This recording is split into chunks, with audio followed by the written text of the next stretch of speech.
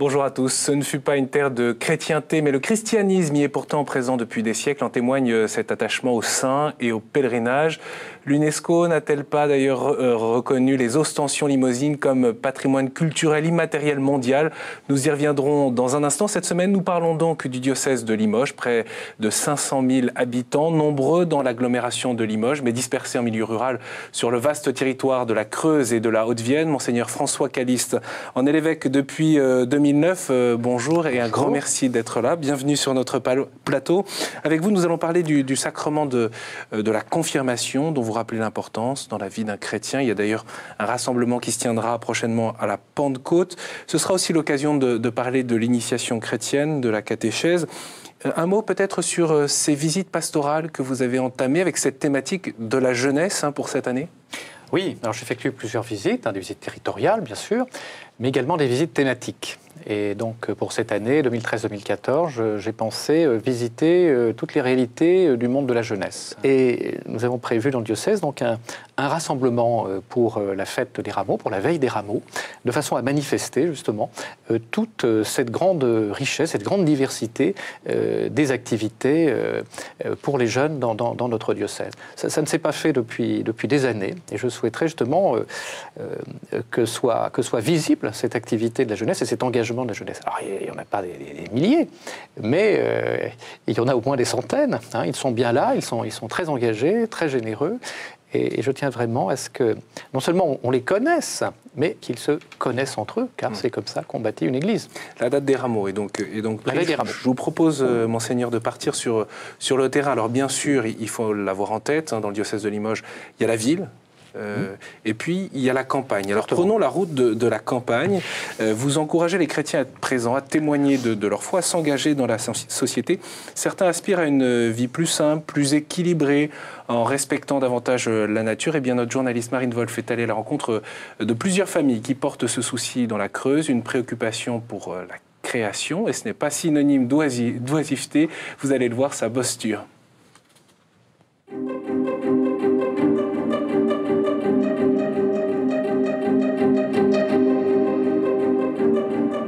Dans la Creuse, la campagne et les champs s'étendent à perte de vue.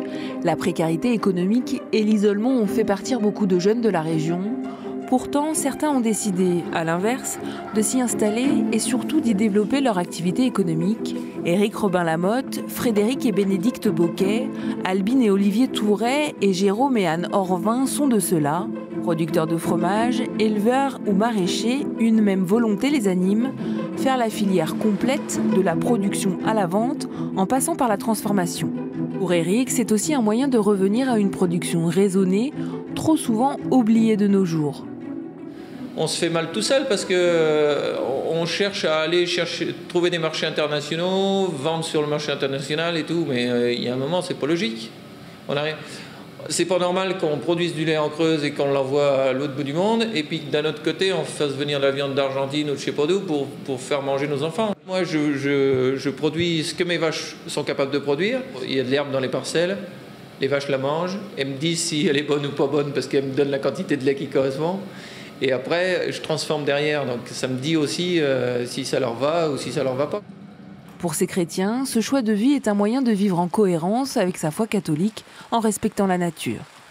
Le maraîchage nous convenait bien parce que vivre avec les saisons, c'était prendre la vie comme elle venait. L'agriculture biologique, c'est une culture qui n'est pas facile.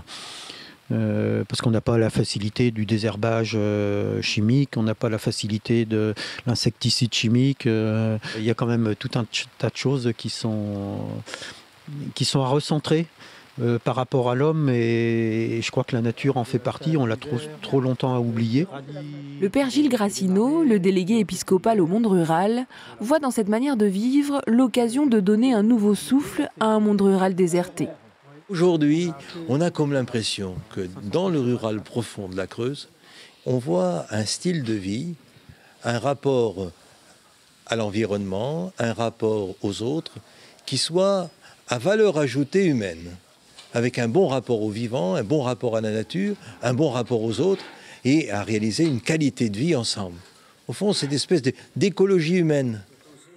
Plus au sud de la Creuse, la production à petite échelle, c'est aussi le choix des Tourais et des Orvins qui se sont installés en GAEC, c'est-à-dire en groupement agricole d'exploitation en commun. Pour ces deux couples, la relation avec le consommateur est un pilier de leur mode de vie, tout comme la qualité de leur production. Tous les jours, notre métier, on crée. On crée un paysage, on crée des animaux sur ce paysage, on crée des plantes pour leur donner à manger. Et pour moi, ça fait partie de la création de pouvoir respecter ce cycle-là. Moi, depuis 10 ans que je suis installé, je ne veux pas produire un aliment avec des pesticides, avec des fongicides, avec des insecticides, avec des engrais chimiques. Je refuse d'employer ces aliments-là parce que pour moi, ils sont contre justement le respect de la vie sur toute la chaîne alimentaire. Les Tourais ont toujours été très impliqués dans les mouvements catholiques. Du coup, ils ont intégré à leur installation une dimension d'animation du territoire. Cela passe par la vente directe, mais pas seulement. À travers l'association Vas-y Jeunes, ils accueillent au sein du GAEC des groupes scolaires, des centres de loisirs ou encore des camps d'été pour transmettre leur façon de vivre. C'est leur manière d'intégrer l'humain à leur activité économique. Pour moi, ce qui est important aussi, c'est que cette dynamique de production, elle s'inscrive dans une dynamique de territoire et dans une dynamique sociale.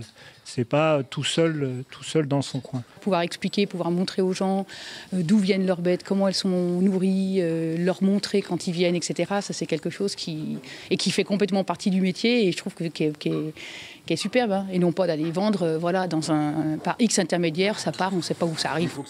Pour le père Grassino, ces deux couples témoignent de leur foi à travers leur mode de vie. Dans notre pays, ici, eh bien, pour que l'annonce de l'Évangile soit réalisée, il faut qu'il y ait des hommes, des femmes qui habitent de manière crédible le rural. Dans cette cohérence entre la parole de Dieu qui nous est donnée, comme une parole d'espérance, de foi en l'homme, et de chercher avec d'autres des chemins d'humanité. Des démarches de plus en plus comprises par les consommateurs qui recherchent une meilleure alimentation, plus respectueuse des animaux et de l'environnement. Un système qui fonctionne, mais qui ne permet pas de dégager de gros bénéfices.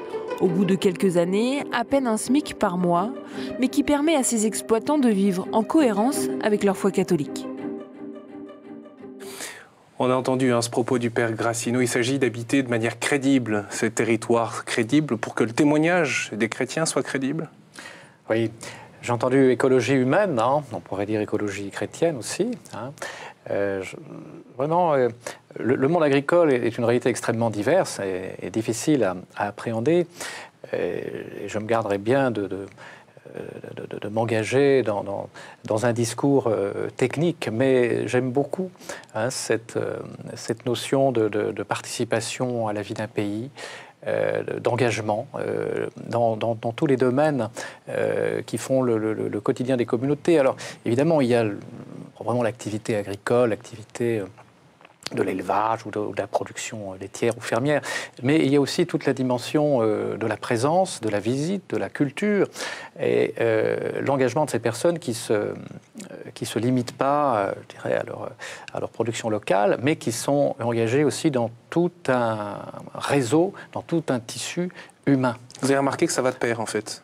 Alors, tout se tient dans cette... Il y a eu récemment un certain nombre de temps forts, et notamment un rassemblement dans une commune de la Creuse, Chêneraille. Quel bonheur de vivre en rural. C'était le thème du rassemblement. Donc, une centaine de personnes. C'est la méthode Coué ou c'est la réalité de ce que vous voulez je crois que c'est la réalité. Il ne faut pas se masquer le fait que la vie est difficile, qu'il y a beaucoup de chômage, qu'il y a beaucoup de vieillissement de la population, qu'il y a beaucoup de solitude.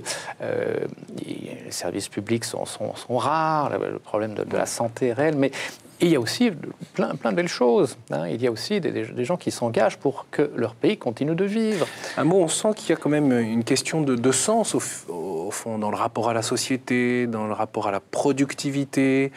le rapport à la société de consommation. J'imagine qu'il y a différentes, on le sait bien d'ailleurs, dans la Creuse, la Haute-Vienne, différents modes de production. Je veux dire, il n'y a pas que les agriculteurs bio d'un côté, et il y a aussi les grosses exploitations agricoles. Ce monde rural est très divers. Hein, et encore une fois, il ne s'agit pas de privilégier un type par rapport à un autre, hein, mais de constater que dans ces lieux qui sont a priori défavorisés, un peu désertifiés hein, sur le plan de la population et peu favorisés sur le plan démographique, souvent un peu laissés pour compte, eh bien, il y a des gens qui se battent et qui s'engagent et qui essayent d'allier une compétence professionnelle, une présence humaine dans divers réseaux et l'attestation de leur foi chrétienne. Je crois qu'il y a là des raisons d'espérer. Monseigneur, le rapport de l'homme à la nature, c'était l'un des points d'attention que vous aviez mis en avant en 2011 dans un texte d'orientation sur l'annonce de la foi, sur la catéchèse, on va y revenir tout à l'heure. Il y a un autre point que je souhaiterais mettre en avant, c'est la solidarité et la justice. La foi chrétienne, dites-vous, implique un engagement responsable, il faut agir pour un monde nouveau. Oui, c'était le thème de notre deuxième priorité, hein, puisque la première s'articulait autour du baptême, la deuxième sur la confirmation, la troisième cette année sur le thème du rassemblement et de l'Eucharistie. Donc agir dans tous les domaines de la vie sociale et professionnelle. Et c'est un engagement, si vous voulez, à ne pas faire de la confirmation seulement une sorte de célébration conclusive d'un parcours, puisque souvent c'est en fait le troisième sacrement de l'initiation, et généralement on arrête là, au moins pour un temps. Non, c'est dire justement ce dynamisme qui est donné, ce don de l'Esprit Saint qui est reçu, eh bien il est fait pour l'engagement et pour le témoignage. Alors j'ai insisté beaucoup sur cette dimension-là, c'est-à-dire le don d'Esprit Saint reçu, mais en vue de quoi hein, agir dans l'Église et agir aussi pour transformer le monde, c'est finalement la vocation de tout chrétien. Je voudrais qu'on revienne justement sur ce thème de solidarité et de justice. Le père Christian de Cuit accueille à l'église Saint-Martial 28 réfugiés, 6 familles avec des enfants en bas âge. Ils sont originaires de Géorgie, d'Arménie, de Russie, d'Afrique. Ils ont trouvé refuge au presbytère, dans les salles paroissiales et même parfois dans la sacristie. Ces migrants en attente d'hébergement d'urgence n'ont pas souhaité être filmés, mais le père de Cuit explique le sens de sa démarche. Je vous propose de l'écouter. Ces personnes sont très suivies par des assistantes sociales. Juridiquement aussi, leurs papiers se font petit à petit, sont en lien bien sûr avec la préfecture. Certains ont des avocats, des juristes. Enfin, ils vont au cours d'alphabétisation aussi. Ils font beaucoup de choses pour trouver le bon chemin hein, qu'ils ont pris en venant chez nous. Des paroissiens ont été émus par cette situation, ont même contribué à nous donner des couvertures, des matelas. On nous a demandé comment aider ces personnes. Certains nous ont compris aussi que tout cela, c'était des frais de chauffage, des frais d'éclairage. Et on donnait même des sommes, ou on donnait à Saint-Vincent-de-Paul. On a organisé des collectes. Donc, globalement, les personnes ont compris que l'Église fasse cette action de solidarité. Mais c'est vrai que quelques personnes disent l'État n'a pas tellement accompli son travail, surtout dans ce domaine de l'hébergement. Je dois dire que, par exemple, tous les enfants que nous accueillons ici eh bien, vont à l'école. Ça, pour l'école, ils ont été immédiatement accueillis par des institutrices dans l'école publique ou dans l'école dans l'enseignement catholique. Et vraiment, là, on sent qu'on a des dispositifs hein, dans notre ville de Limoges, et certainement en France, qui fonctionnent bien pour accueillir des personnes. Après, je crois que la carence, c'est au niveau du logement. Donc c'est un regret vraiment, on a un grand regret que le 115 ne puisse rien faire pour ces personnes. Et à un moment, on laisse pas ses frères et ses sœurs dehors, surtout quand il y a des petits. Et c'est vrai que j'étais ému de trouver, hein, dans les propos du pape François, ces appels-là, ces conseils et ces encouragements, même dans son dernier message pour la journée des migrants et des réfugiés. Alors, le pape François encourage à s'engager en faveur des migrants. Est-ce que l'évêque de Limoges encourage les chrétiens à s'engager auprès des migrants? Eh bien oui, comme nous l'avons vu dans ce petit reportage, hein, la question, c'est pas de disserter sur ce qu'il faudrait faire en politique, etc. La question, c'est quand des personnes viennent de la rue, des personnes sont sans ressources, avec des enfants, éventuellement des personnes sont malades, elles ont faim, elles n'ont pas d'abri, qu'est-ce qu'on fait ? Après, on peut toujours dire ils n'ont pas de papier, ou ils ne sont pas adressés au bon service, ou que sais-je. Mais je veux dire, il y a une urgence. Et il y a une urgence d'ordre humanitaire et je dirais évangélique. Oui, donc l'Église pallie pour vous aux défaillances de l'État, comme le dit le père de Cuit? Oui, mais je ne crois pas que ce soit la raison première de son action. Hein. Ce n'est pas de pallier, mais c'est tout simplement de servir le frère. Hein. C'est de répondre à cet appel que nous avons entendu l'année dernière avec Diaconia 2013. Servir la fraternité. Qui est en pèlerinage et en rassemblement à Lourdes avec les personnes qui sont aidées au quotidien. Donc je dirais, quand bien même il y aurait suffisamment d'aide ou combien même ces personnes trouveraient les bonnes filières pour avoir les bons papiers au bon moment, cela ne dispense absolument pas de la vigilance des chrétiens pour que ces personnes soient servies comme elles le doivent. Et je crois qu'il y a là, sans aucune arrière-pensée de témoignage ou de récupération, il y a là une exigence tout simplement évangélique. Vous, justement, quel regard vous portez sur cette urgence ou cette nécessité de répondre aux urgences sur un territoire où, évidemment, vous l'avez dit tout à l'heure, il y a aussi de la précarité et des pauvretés? Alors, il y a une attention diverse. Hein. Je veux dire, nous faisons là allusion à des situations qui sont proprement urbaines, hein, mais nous venons de visiter un certain nombre de réalités rurales où il y a aussi de la précarité et de la solitude. C'est parfois moins simple. Hein. Oui, parce que moins connu, moins accessible. Hein, puis on rentre tout de suite chez les gens aussi, hein, oui, dans l'histoire des familles. Néanmoins, je crois qu'une action peut être relayée. Bon, il y a par exemple des visites à domicile, il y a un service évangélique des malades. Bon, il y a aussi des groupes du Secours catholique ou de Saint-Vincent de Paul qui se rendent à domicile ou qui accueillent dans des permanences, aussi dans le monde rural. Hein. Tout, bien sûr, ne se concentre pas dans la ville, même si la question des réfugiés et des sans-papiers se pose quand même, bien sûr, majoritairement dans l'agglomération Limoges. À vous écouter, du coup, si on est en détresse, il faut appeler l'église, la paroisse, le curé, l'équipe si on est en détresse, d'animation paroissiale. Il faut appeler les services compétents. Mais il faut savoir que, normalement, il y aura toujours une porte ouverte à l'église dans la communauté chrétienne. Monseigneur, vous parliez tout à l'heure de la confirmation, on parlait de cette initiation chrétienne. Je voudrais qu'on y revienne, parce que finalement, c'est dans ce contexte dont vous nous parlez, dans ces réalités, et puis avec ces chrétiens qui sont engagés dans le monde, qu'il s'agit d'annoncer l'évangile, la bonne nouvelle. Cette initiation, aujourd'hui, sur quoi peut-elle se baser, cette initiation chrétienne? Alors souvent, les candidats au baptême qui se présentent viennent parce qu'ils ont rencontré un témoin, parce qu'ils ont eu envie de connaître Jésus-Christ à cause d'une personne qu'ils ont rencontrée. Alors je crois qu'à travers ces actions, ces engagements, il y a aussi une capacité pour notre communauté d'être appelante et de donner envie de connaître celui qui fait agir. Donc je crois qu'il peut y avoir effectivement un lien très, très étroit entre le témoignage, l'engagement et puis au fond l'appel. Les chrétiens l'auraient oublié ?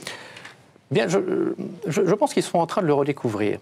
Peut-être avons-nous, oui, un petit peu perdu de vue le pourquoi, finalement, du don de l'Esprit Saint que nous avons reçu. Souvent, les sacrements sont vécus comme des étapes qui marquent les grands seuils de la vie.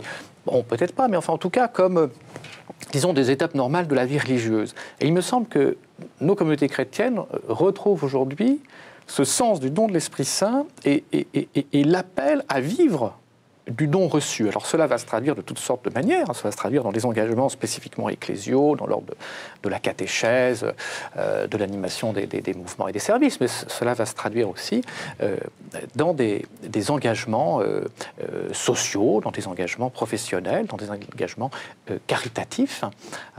Et je tiens beaucoup à ce que dans la catéchèse préparatoire au sacrement de confirmation, puisque cette année il y aura un grand rassemblement à la Pentecôte autour du sacrement de confirmation, eh bien, on insiste sur la fécondité de ce don de l'Esprit Saint qui est fait, bien sûr, aux personnes, mais qui, à travers les personnes, est fait à l'Église tout entière et qui doit rayonner dans la vie de cette Église.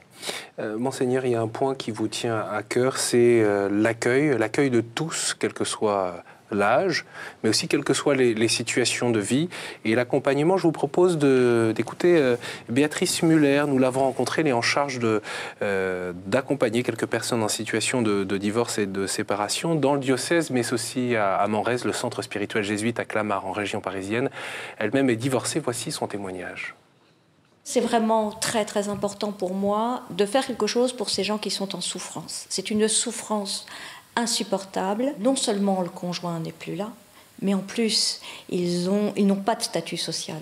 Ils n'ont pas non plus de statut réel dans l'Église. Et le fait que peut-être que dans la pastorale familiale, il y ait vraiment une équipe qui s'occupe des séparés, des divorcés remariés, eh bien voilà, on leur fait place dans l'Église. Ce que j'aimerais faire dans ce diocèse, c'est accompagner les gens pour qu'ils se rendent compte que ce sont des représentations. Parce que souvent, la plupart des gens croient qu'ils ne peuvent plus franchir le pas de l'Église. Ou certains pensent qu'ils ne peuvent plus communier, alors qu'ils sont simplement séparés. Enfin, il y a des tas de choses qui traînent comme ça et qui sont fausses. Tous ces gens-là sont appelés à aller vers le Seigneur et à mener une vie évangélique. Il est quand même venu pour les gens qui n'étaient pas au temple, qui étaient en bordure, qui étaient très loin du premier cercle. Alors, moi j'ai ma place. Voilà, Béatrice Muller, qui a sa place dans l'Église et qui invite aussi les autres à prendre leur place. Il y a beaucoup de blessures, beaucoup d'attentes. C'est la raison pour laquelle peut-être vous l'avez missionné, soutenu dans sa démarche ? Oui, alors d'abord, je me rappelle que l'un de nos premiers principes dans le diocèse et dans l'élaboration du document sur la catéchèse il y a 2 ans était que toute demande sacramentelle faite à l'Église devait être accueillie. Bien sûr qu'elle ne déboucherait pas nécessairement sur la célébration d'un sacrement, mais toute demande devait être accueillie. Oui, parce que parfois, il y a des situations où ce n'est pas possible. Bien sûr, mais devait être orientée vers un chemin catéchuménal.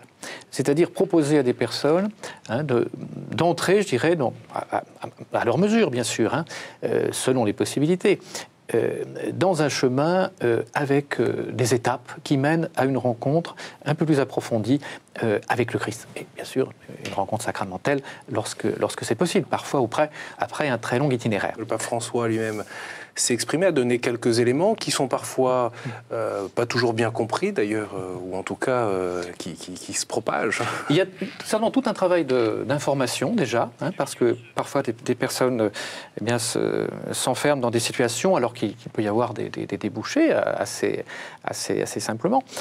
Et je crois aussi qu'il y a tout un travail d'écoute et d'accompagnement. Nous avons énormément progressé dans la constitution des centres de préparation au mariage. Il y en a dans toutes les paroisses. Maintenant, tous les couples qui se préparent au mariage sont accueillis et accompagnés. Et on sait qu'il y a une très forte proportion de couples qui divorcent. Et au fond, notre Église a beaucoup plus de mal à répondre à ces appels-là. Alors je souhaiterais que, quelle que soit la demande, il y a toujours un accueil et l'initiation d'un chemin, même si c'est un chemin très bref, pour que ces personnes puissent avancer vers une découverte du Christ. Monseigneur Calisto, on ne peut pas se quitter sans évoquer les ostensions limousines. Je le disais en introduction de cette émission, l'UNESCO les a classées au rang de patrimoine culturel immatériel au niveau mondial. Et c'est vrai qu'il y a là un attachement des limousins à la figure de Saint Martial depuis 10 siècles. Il y a aussi derrière le folklore et les traditions une piété populaire qui dit quelque chose de profond, non ?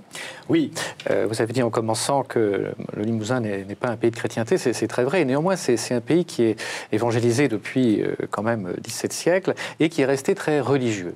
Et s'il n'est pas très pratiquant, il est très attaché à certaines formes de dévotion populaire, notamment autour du culte des saints et du culte des reliques, qui sont montrés en procession, nous le nom d'ostension, tous les 7 ans, et entre-temps dans des ostensions plus modestes, mais chaque année. Qu'est-ce que ça dit de l'âme des Eh bien, Limousins ?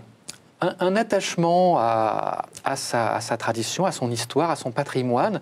Je suis très marqué aussi par le fait que beaucoup de communautés locales, de municipalités, d'associations ont à cœur de restaurer le patrimoine religieux.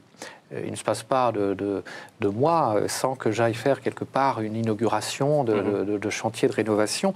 Le Limousin entretient ces églises, est extrêmement attaché à ces lieux de culte. Peut-être qu'il ne les fréquente pas ou qu'il les fréquente différemment ou trop rarement, mais en tout cas, il est extrêmement attaché. Je crois qu'il y a une intuition pastorale qui rejoint certains propos d'ailleurs de notre pape François, qui lui-même a dit de prêter une attention pastorale à la dévotion populaire, en ce que par d'autres manières, peut-être que celles que nous connaissons plus conventionnelles, permet d'accéder aussi à la tradition vivante de l'Église et permet d'acheminer, pourquoi pas, on retrouve le propos tout à l'heure, vers des célébrations sacramentelles ou des rassemblements en Église.